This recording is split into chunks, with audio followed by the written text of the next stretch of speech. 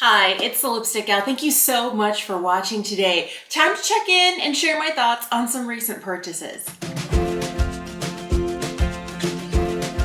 I am trying always to remind myself not to over purchase because that is one of the problems I have. So I'm trying to carefully let things into my collection, but sometimes things just kind of end up right here on my tabletop. Let's talk about a few of those.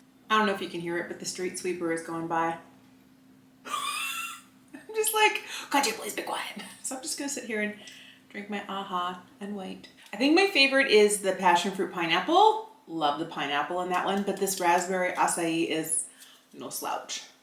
I know I've talked about these guys a lot, but I love Sydney Grace. It's my favorite eyeshadow formula of all time.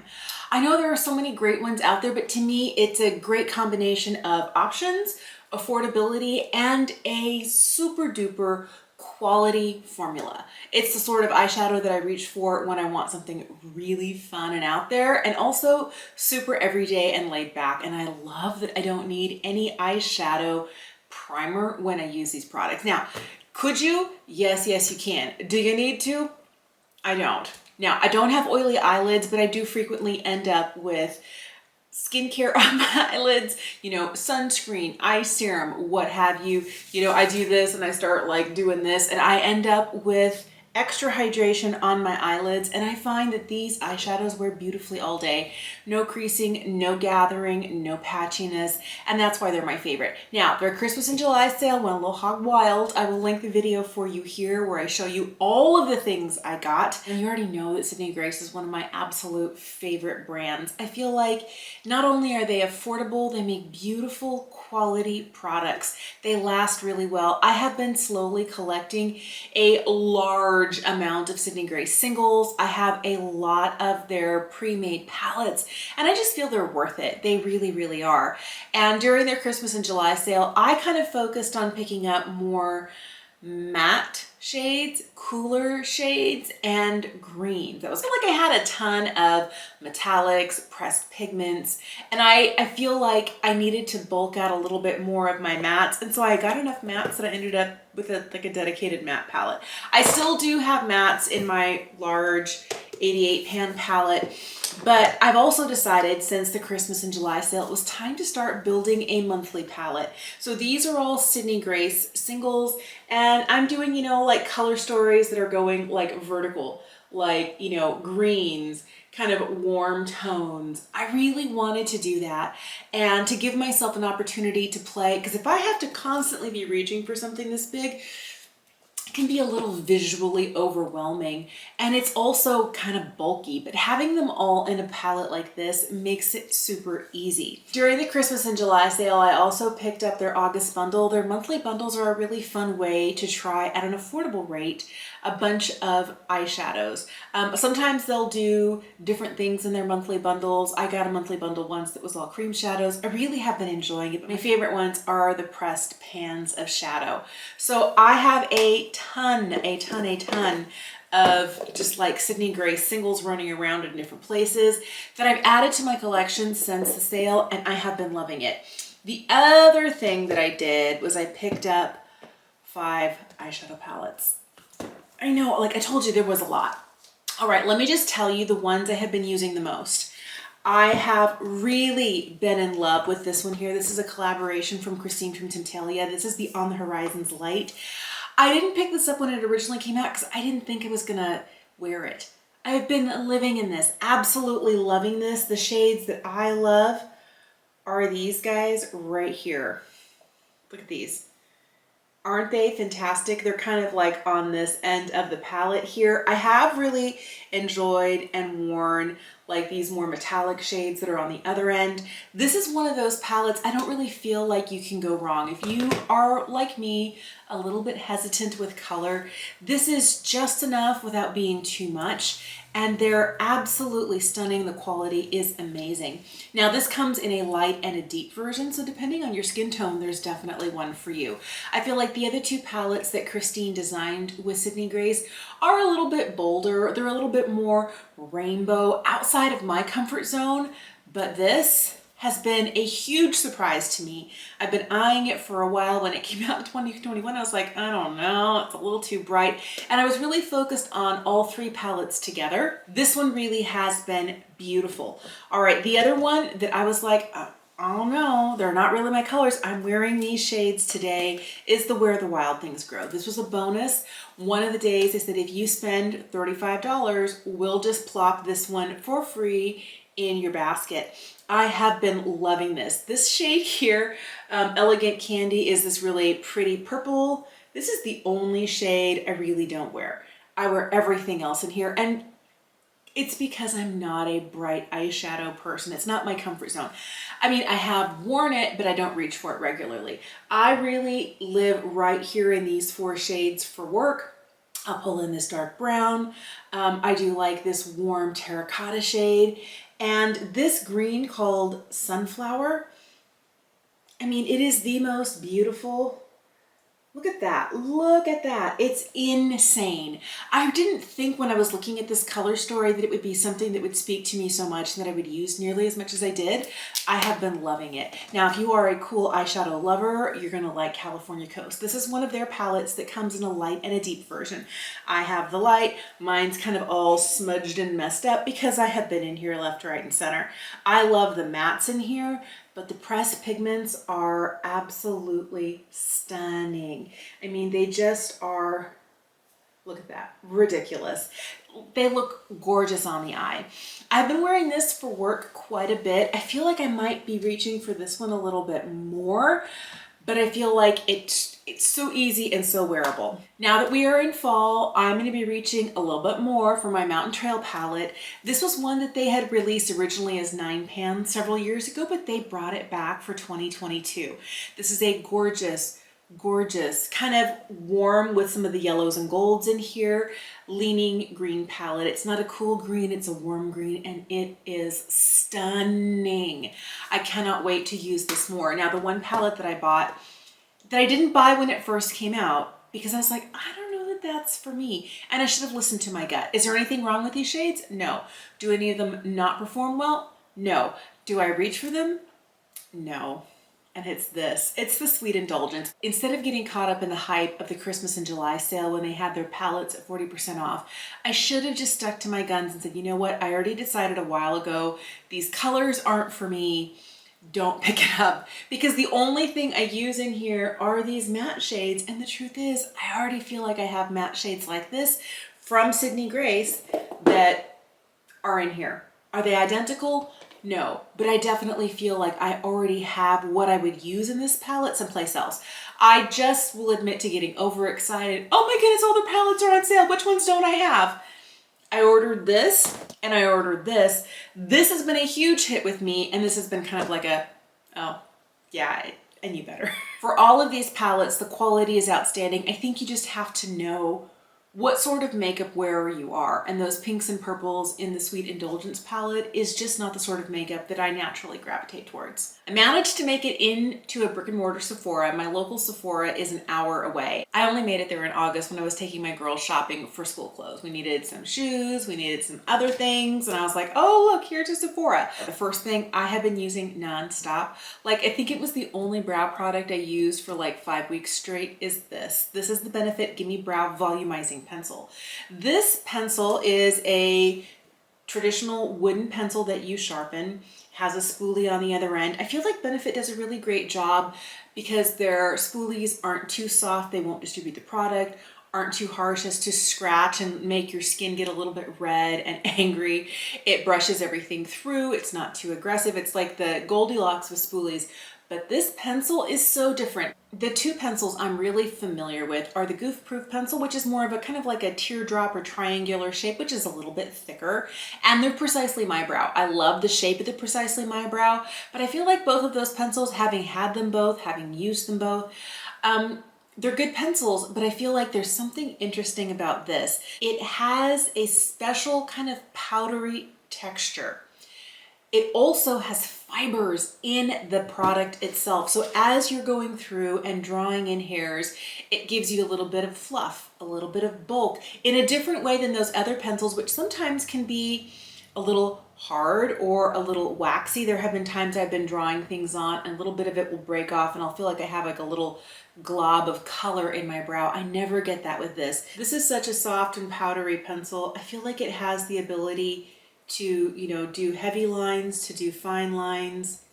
It brushes through really, really well. It doesn't have to be really intense. This is a softer approach. I feel like I get a really gorgeous, natural, fluffy looking brow. The one thing this doesn't have is it doesn't have hold. I feel like those other pencils, the Precisely My Brow and the Goof Proof, because they are a little bit more wax based in their formula, you can brush them on, spoolie them through, and because of the texture of the pencil itself, you might get, if you don't have really heavy brows, a little bit of hold. This is a mix of like pencil and a powder product, and I feel like there is no hold to this.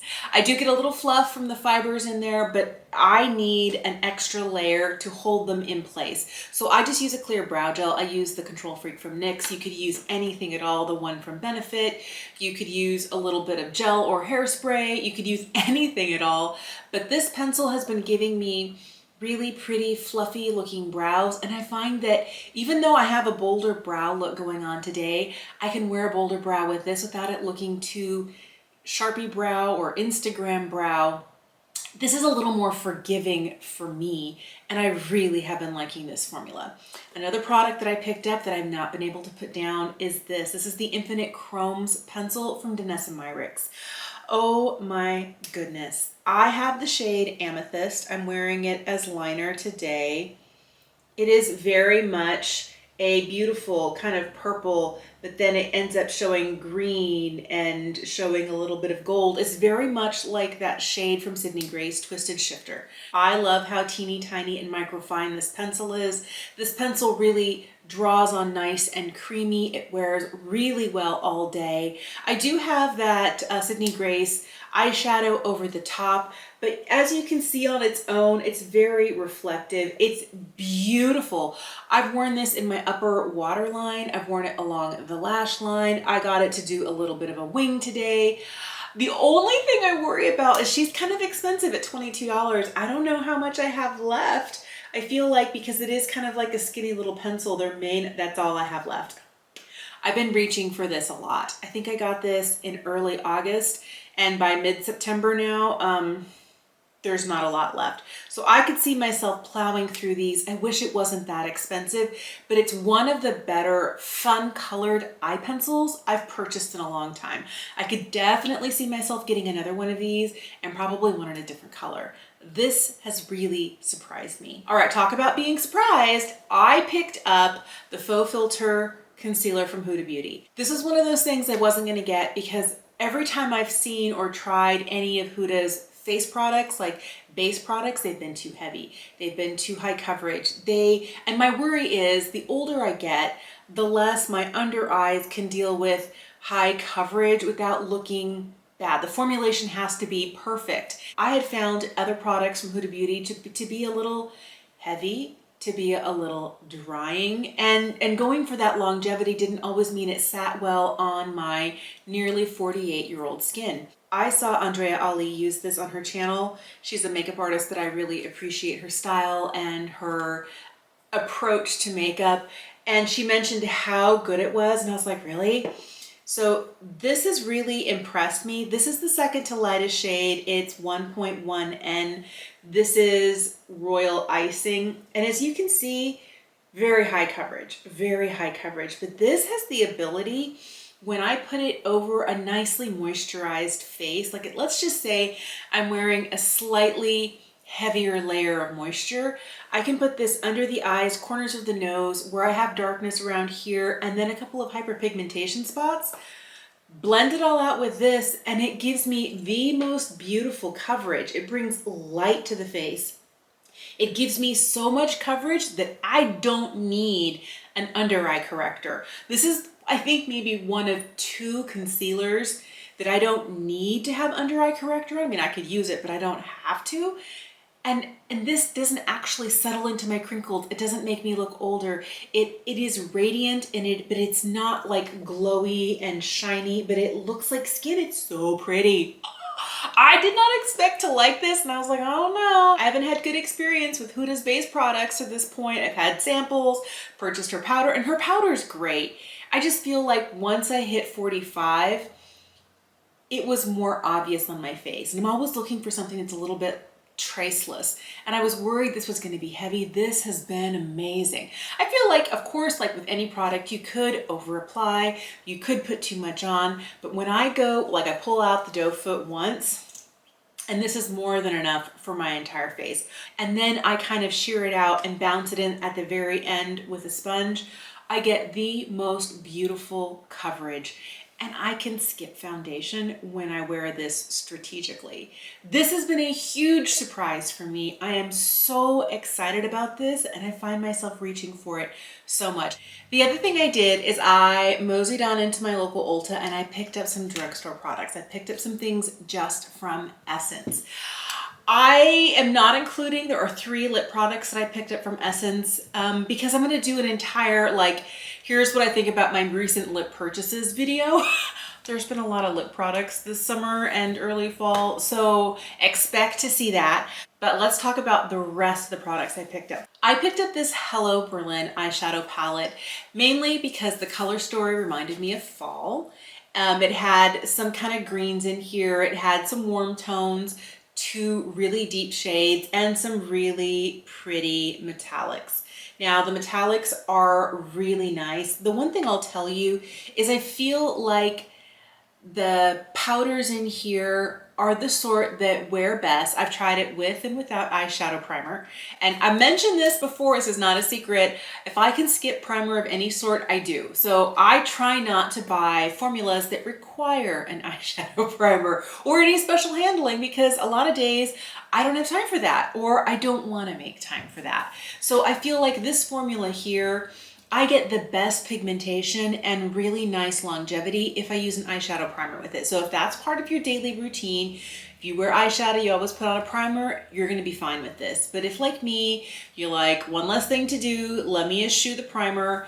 The problem I had was that, not in application, but in wear, it wore a little patchy, where I would find that I'd have more color in one area, lighter in another, like 4 to 5 hours in. The other thing I noticed was that I did get color kind of settling into the crease, especially the darker colors, the greens, the terracotta, the browns, these kind of deeper matte shades. I also feel like it took a little bit more effort to blend the mattes. I felt like the metallics were nice, easy to tap on with a finger or to just swipe on with a finger, but the mattes took a little bit more effort to blend, even when I was using like what I call like my little magic wands, my Sonia G natural hair brushes. I feel like these can take care of any problems with eyeshadows, but I feel like I got a good blend eventually, but it just took me a little bit longer. So is it a bad palette?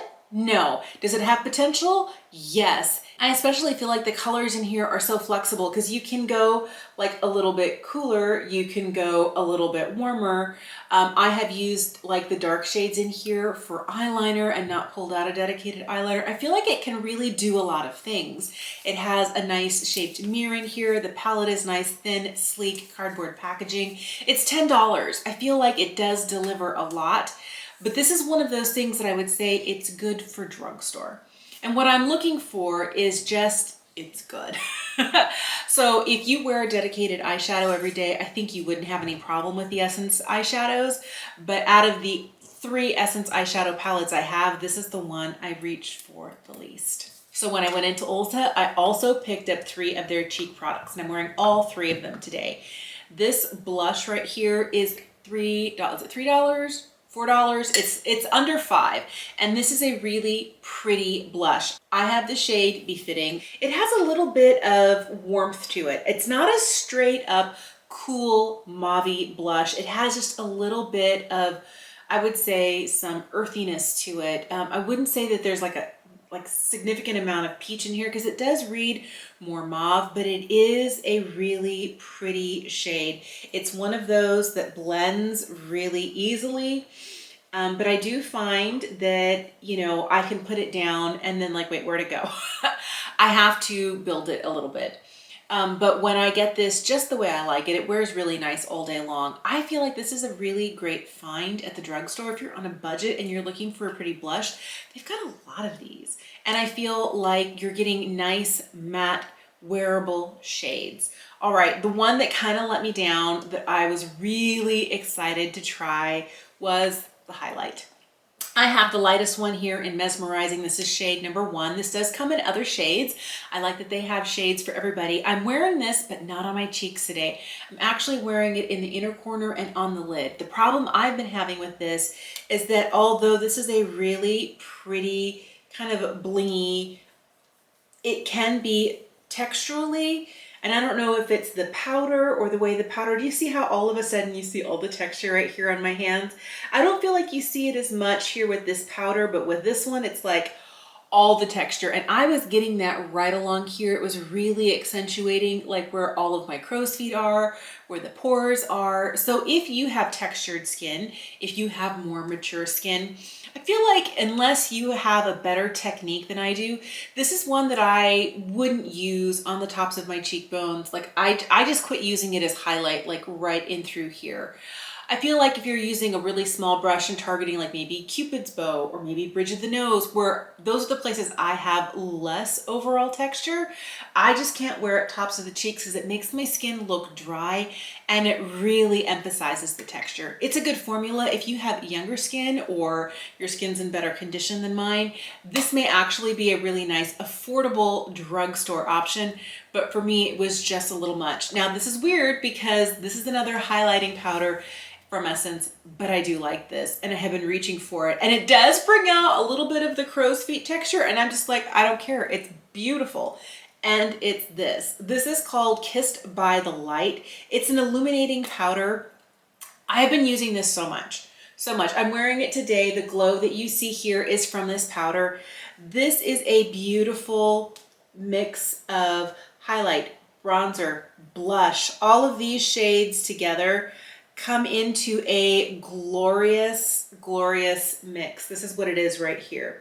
I feel like somehow I don't get as much texture here as I do here, and it could be that the other one is a little bit lighter and frostier, and when you blend all of these shades together, you get the glowy bronzer, you get the glowy blush, and it does look like this, but on a light diffused brush.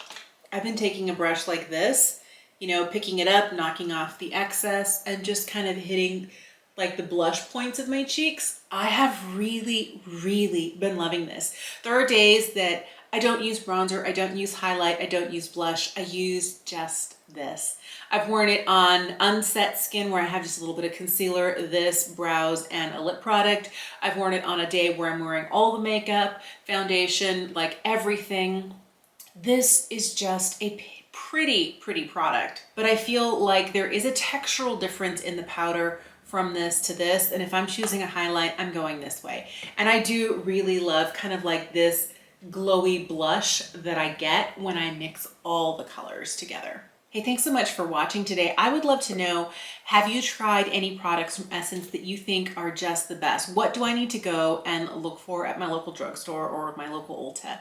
Have there been any high-end products that have surprised you? Or tell me what your favorite eyeshadow formula is. Obviously mine is Sydney Grace, but I would love to know what yours is.